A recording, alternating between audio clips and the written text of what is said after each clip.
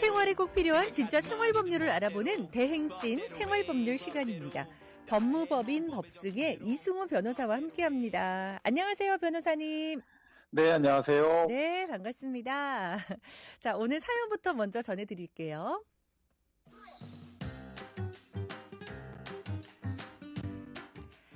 직장 생활을 하고 있는 회사원입니다. 얼마 전 아버지가 갑작스럽게 돌아가시면서 아버지 명의로 된 약 2만 평 정도의 농지를 상속받게 됐습니다. 아버지께서는 평생 농사를 지으셨지만 저는 도시에서만 살았고 농사에 대해 전혀 몰라 당분간 그 땅을 그냥 두기로 했습니다. 그런데 얼마 전 관할 관청에서 농사를 짓지 않아 농지법 위반 사항이 생겼다며 연락을 받았습니다.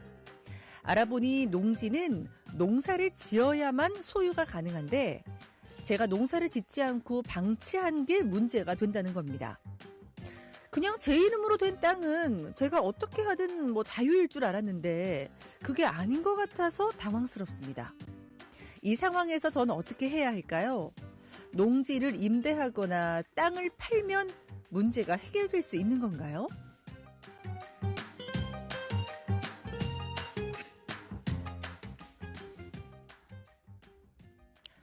아버님이 갑자기 돌아가시면서 상속받게 된 이 농지가 문제가 됐어요.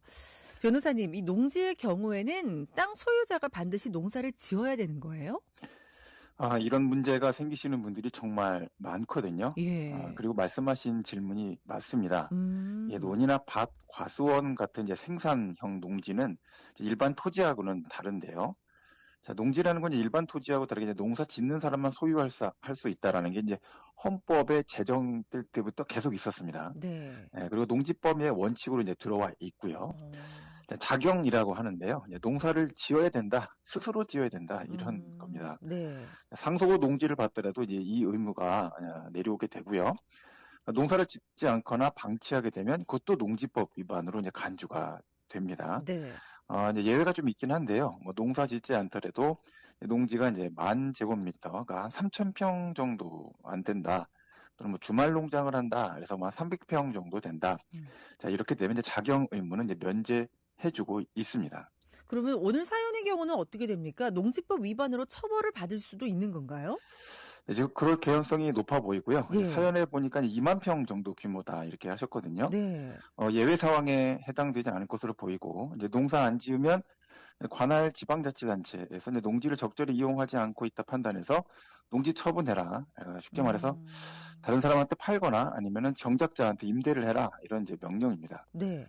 이거 이행하지 않으면 이제 최대 500만 원 이하 과태료가 나오게 되고요. 또 기간에 따라서 계속적으로 과태료가 또 추가 부과가 될 수가 있습니다.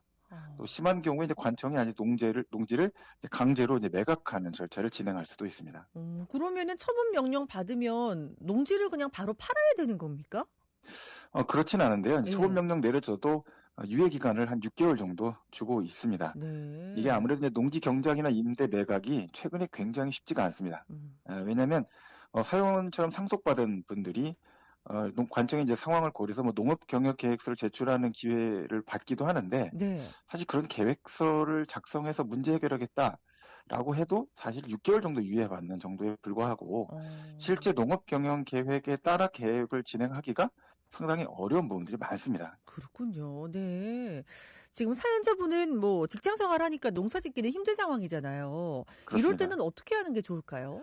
네. 직장 다니면서 도시에서 농사 지으러 왔다 갔다 한다는 건 이제 불가능한 일이죠. 네. 그럼 결국은 이제 임대를 하거나 매각을 해야 되는 건데, 그 중에서 보통 임대를 많이 생각합니다. 자, 임대할 경우 이제 일정 요건을 이제 충족해야지만 된다. 그러니까 좀 약간 벌써 까다롭다라는 느낌이 드실 겁니다. 네. 그다음에 소유자가 또 고령, 질병, 장애, 이런 걸로 농사 짓기 어려운 경우에 또 해당돼야 되고요. 상속받은 농지 경우에는 이제 임대해야 된다거나 또 농업 경영, 이제 위탁 계약을 해야 된다고 하는데 이 계약 자체가 이제 농업인에게 농지 경작하도록 맡겨야 된다는 겁니다. 예. 그래서 농업인이 누군지도 찾아야 되는 문제가 있고요.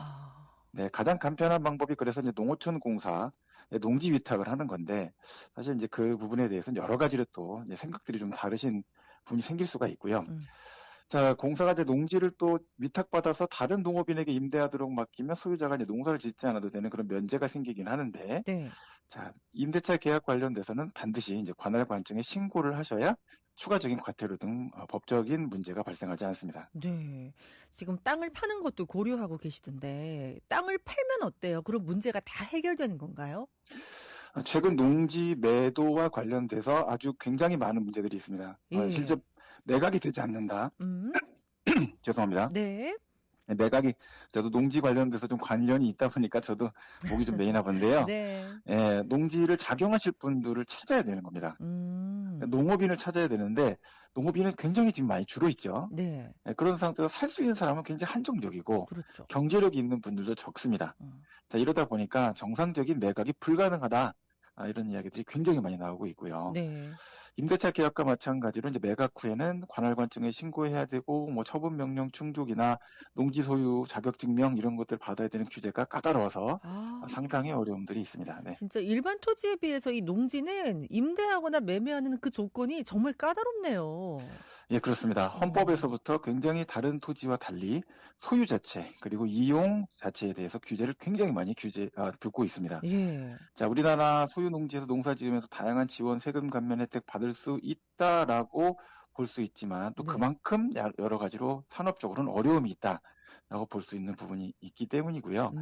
자, 과거에는 농지가 주로 도시 인근의 투기 지역으로 지정될 때가 많았습니다. 네. 자, 허위로 자격받아서 농지 미리 싸게 사두고 값 올라가면 되팔고 농민 명의로 땅 사서 허가받고 건물 짓고 불법 목적 전용하고 뭐 이런 여러 가지 것들이 있었기 때문에 다양한 규제가 잔뜩 붙어 있다라고 보시면 됩니다. 네.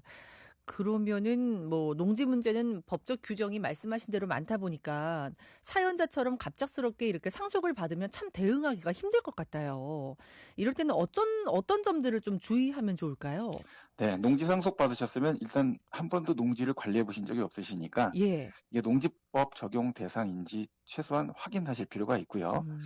농사 지을 계획이 없거나 상황이 안 된다고 한다면 빨리 어떻게 임대차를 할지 어떻게 매각을 할 것인지 결정하셔서 방치되는 일이 없도록 하셔야 됩니다. 네. 자, 농지 어떻게 처리해야 될지 고민될 때는 관할 시, 군, 구청과 상담을 해보시면 이제 좋을 부분이 있긴 한데요. 또 농지법 복잡한 부분이 많아서 구청 공무원이나 군청, 시청 공무원들하고 의논하셔도 좀 부족한 부분들이 많으실 거예요. 예. 자, 그래서 법률 전문가하고 좀 상담을 해보시고 위임은 안 하시더라도 법적 문제에 대한 이해를 하시는 것이 예방에 도움이 될 것 같습니다. 그렇군요. 네. 자, 오늘 말씀은 여기까지 듣겠습니다. 말씀 고맙습니다. 네, 감사합니다. 네, 법무법인 법승의 이승우 변호사와 함께 했습니다.